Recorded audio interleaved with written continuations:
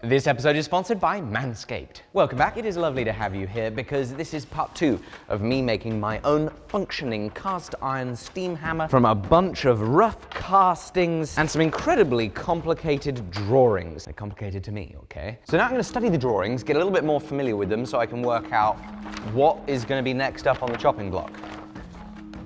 All right, we're gonna make component number 3 right here. Now that is this bad boy right there. That screws into the bottom 2 holes on the power hammer frame and currently looks like this. Boy, yes, there's a lot of work to go. They call it the mouthpiece. Right off the bat, I've just noticed that, 7/8 hole. So there goes another 116 quid. Had to buy a set of Imperial Morse taper drills. First step, this needs to be an inch thick, and I want all 3 of these sides perfectly square to each other.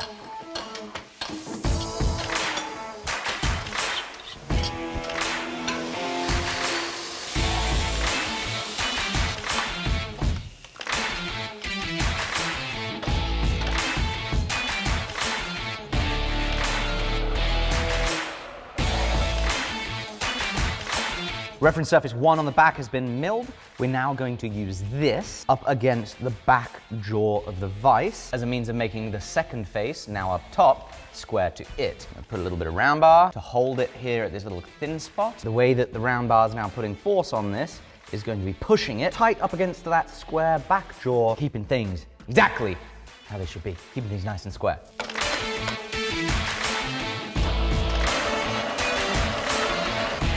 We got it on the first pass, looking beautiful. No, it does need a touch more. Just a dash more, darling. Right, it's looking good. Now it can be flipped and we can use 2 parallels.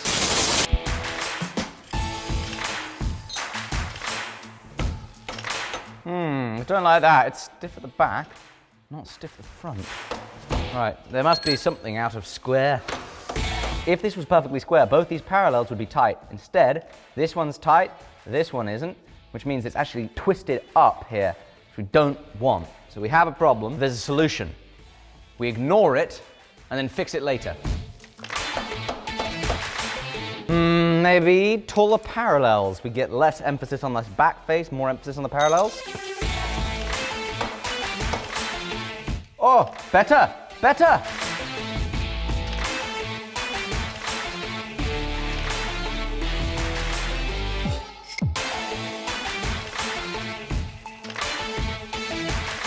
So I spent a little bit more time getting the total thickness to the right size. It needs to be 1 inch, and it is bang on thanks to the help of our DRO. Success! Next up, since I mounted this with a little bit of an offset for the edge of the jaw, I can come in here with a milling cutter, make a nice flat surface here. I want to eventually do the same on the other side. That will do. Same again, quick little cut across here to get that square. And then it's going to be on to drilling the 2 holes that are going to mount this to the frame of the power hammer.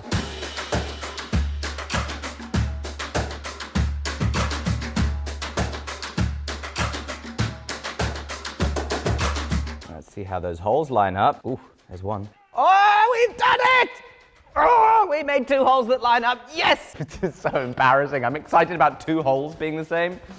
Oh, goodness. I should have higher standards. That shouldn't be what's thrilling. That order from yesterday has arrived, which is very helpful, because what I've just been doing is planning out the next step, and this is all going to be quite important. After setting up this, I figured we should probably have a machinist jack. Thank you guys in the comments. Got a set of Imperial drills to have on hand.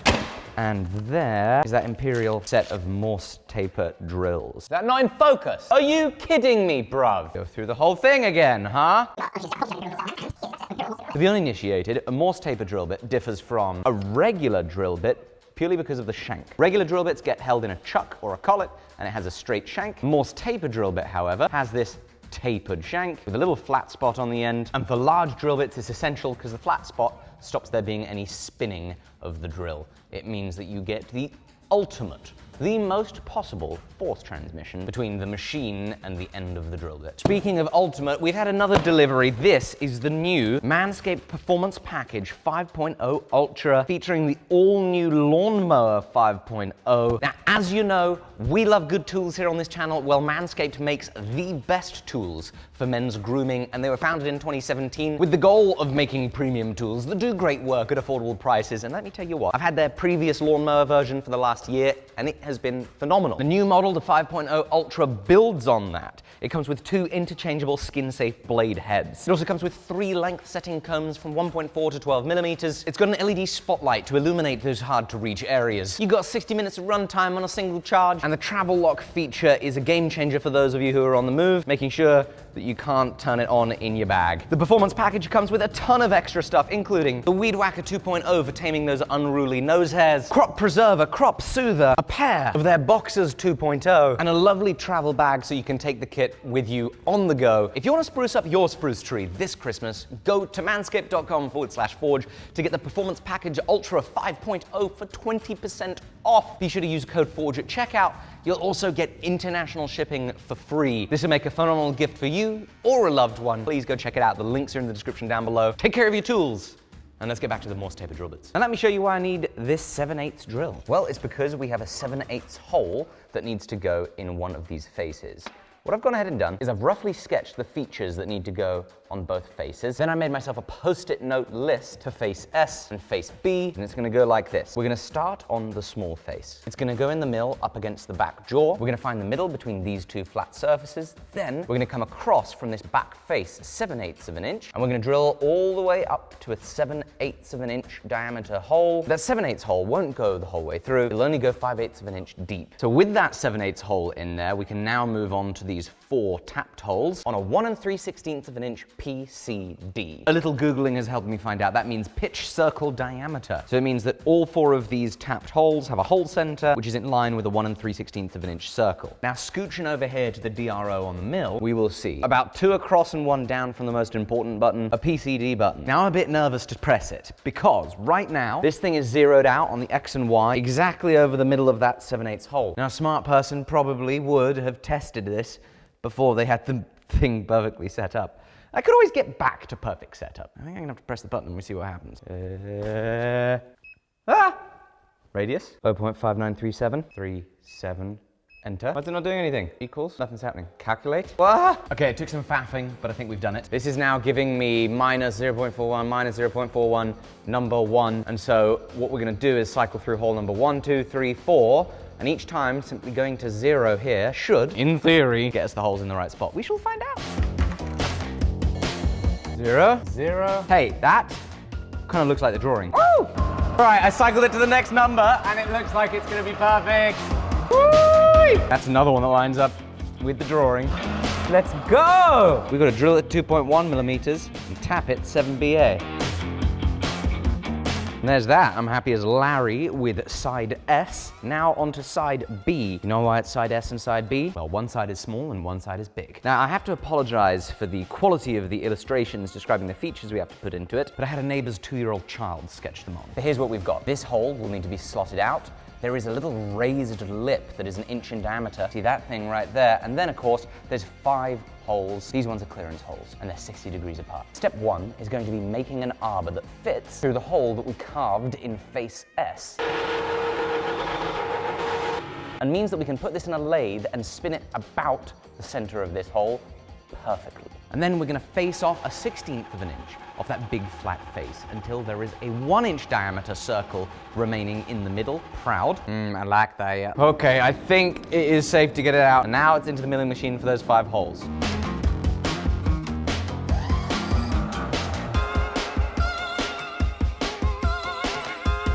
I've just spent a long time setting up this part in the indexing head of the mill, and I think I have just wasted all of my time because I can use the PCD function to plot out where the holes go. 1. 2, we're going to have to mill that little capsule shape, and I can't mill the capsule shape here, so it's gonna have to go in the vise anyway. So I set this up, only to have to then remove it from this setup and indicate it again into a setup on the vise when I could have just done the whole thing in the vise. Stupid. I mean, it's here, I'm here, I might as well drill the bloody holes.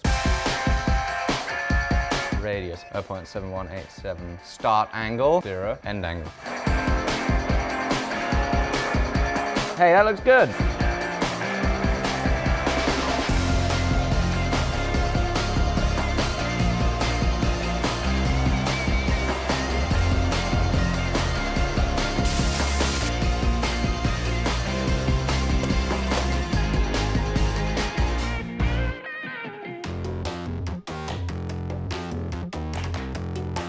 So our final step is going to be making the hole for the ram itself. And what these drawings are trying to describe to you is that the cross section of the ram is a 1/2 inch round bar that has had 2 flats milled onto it. So you think, great, that's easy. All you gotta do is make a bit of 1/2 inch bar and mill 2 flats on it.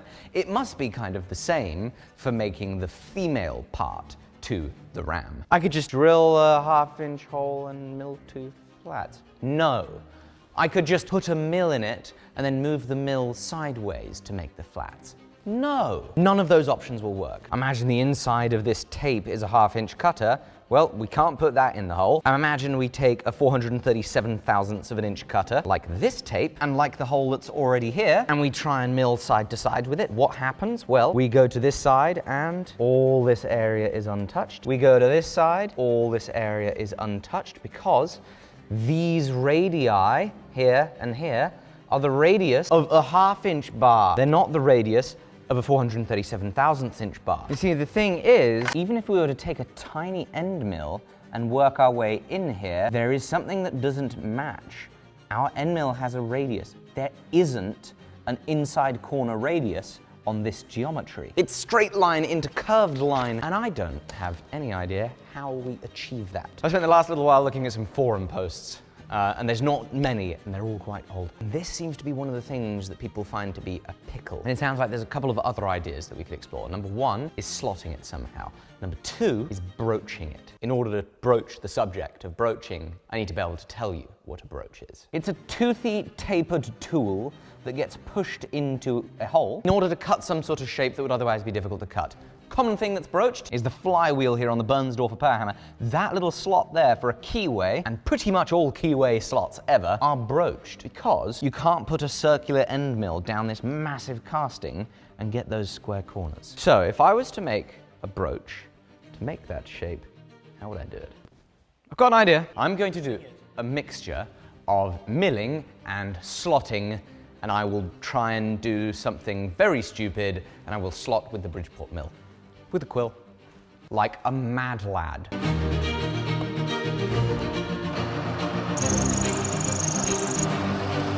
Oh! Shit! Oh! Oh, oh, oh! Oh! Oh! Oh! Mother utter moronism! I went the wrong direction! I went 90 degrees the wrong way! How do you not check that? I have spent so much time thinking that I thought I was just sorted. I even asked you. No, but you asked me a different question, No, Jamie. I didn't. I said, are you going left to right, or up or back and forth? Yeah. And I told you, I'm going left to right. Yeah, which was wrong. I had my post-it note with instructions right here. The part is right there. Our drawing right here shows the orientation I was thinking, but the part is actually in this orientation in the vise, which means instead of making that slot in this orientation, I made it 90 degrees the wrong way. We're just gonna have to remember that we messed up, and so the ram is gonna have to be twisted in the final piece. All right, I think we've got to make a means of slotting it now. Time to make a tool.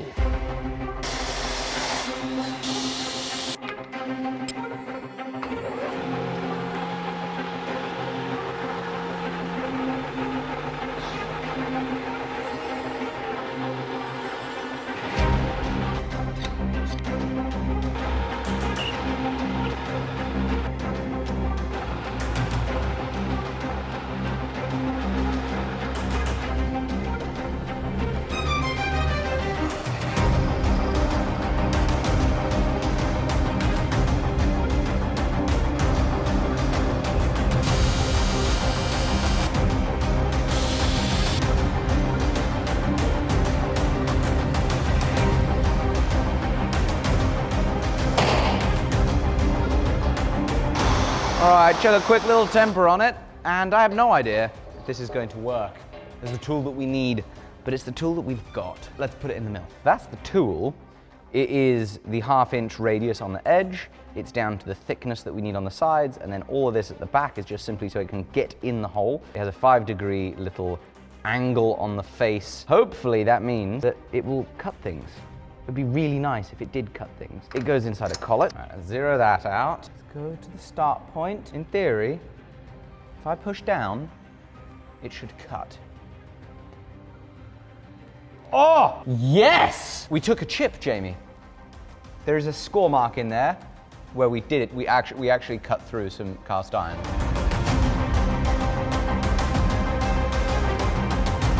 Oh my goodness, Jamie, I think we've done it. Does it look like it? It looks pretty good, not gonna lie.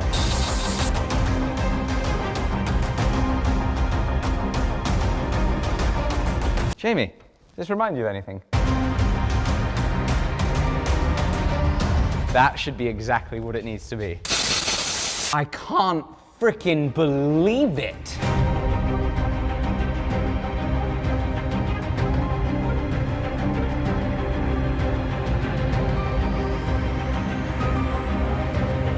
We've got 0.02 of an inch to file and polish.